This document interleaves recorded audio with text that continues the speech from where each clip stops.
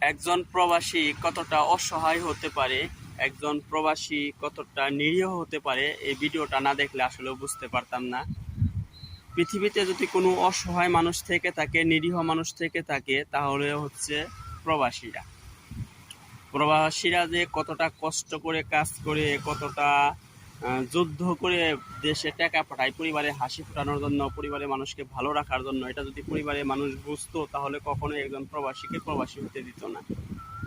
কিন্তু একজন প্রবাসী, বিশেষ করে এই লোকটা 25 বছর বিদেশ করছে। 25 বছর বিদেশ করার পর তার শেষ ঠিকানা হয়েছে কি জানেন? রাস্তায়। সে 25 বছর পর যখন শূন্য হাতে বাড়িতে ফিরছে, খালি হাতে বাড়িতে ফিরছে, তখন তার স্ত্রী এবং সন্তানেরা তাকে বাড়িতে জায়গা দেয় নাই। তার মৃত্যু হয়েছে রাস্তায়। কতটা কষ্ট নিয়ে এই প্রবাসীরা মারা গেছে একটু ভাবেন। এটাই কি প্রবাস? সে 25 বছর বাড়ি ছাড়া, পরিবার ছাড়া, পরিবারের মানুষ ছাড়া, পরিবারের ভালোবাসা ছাড়া, অথচ 25 বছর পর দেশে যাইয়া তার স্ত্রীর কাছে জায়গা হইল না, তার ছেলে সন্তানের কাছেও জায়গা হইল না, তার জায়গা হইল রাস্তায়। তার মৃত্যুটা পর্যন্ত স্বাভাবিকভাবে হইল না। কতটা কষ্ট নিয়ে সে মারা গেছে একটু ভাবেন।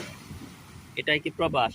সত্যি কথা বলতে কি জানেন, একজন প্রবাসী ততক্ষণ পর্যন্ত পরিবারের কাছে ভালো থাকতে পারে যতক্ষণ পর্যন্ত সে তার পরিবারের দায়িত্বগুলো খুব সুন্দরভাবে পালন করবে, পরিবারের চাহিদাগুলো চাওয়ার আগে পূরণ করবে, এবং কি ভরপুর টাকা দিতে পারবে। সত্যি কথা যেটা, ততক্ষণ আপনার পরিবারের কাছে ভালো থাকতে পারবেন, পরিবারের ভালো ছেলে হতে পারবেন, পরিবারের ভালো স্বামী হতে পারবেন, পরিবারের ভালো বাবা হতে পারবেন।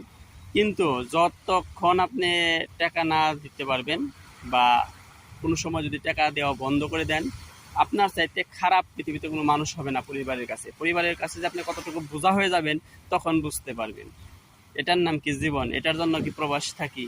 এত বছর প্রবাসে থাকার পর শেষ ঠিকানা যদি রাস্তায় যেয়ে মৃত্যুবরণ করতে হয়, এর চাইতে বাংলাদেশে না যাওয়াটাই ভালো মনে করি। মৃত্যু যদি হয় ওরকমভাবে, তাহলে এই প্রবাসের মাটিতে যেন হয়।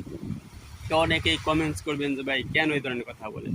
তো দেখেন, একজন মানুষ 25 বছর বিদেশ করার পর সে তার স্ত্রীর কাছে, সন্তানের কাছে জায়গা পায় না, কতটা কষ্ট নিয়ে মরতে পারে। এটার নাম কি প্রবাস? আসলেও প্রবাসীদের সুখ বলতে কিছু নাই, না প্রবাসের মাটিতে সুখ পায়, না দেশের মাটিতে সুখ পায়। যদি টাকা থাকতো, আজকে যদি সে কয়েক কোটি টাকা নিয়ে যেতে পারতো, তাহলে হয়তো ওই স্ত্রীর কাছেও ভালো স্বামী হতে পারতো, আর ওই সন্তানের কাছেও ভালো বাবা হতে পারতো। এরকম স্ত্রী, এরকম সন্তান থাকার চেয়ে না থাকাই ভালো। তো আমার কথায় আবার অনেকেই বাজে মন্তব্য করেন না, কারণ বিষয়টা আগে একটু ভাবেন যে একজন প্রবাসী কতটা কষ্টে থাকলে, কতটা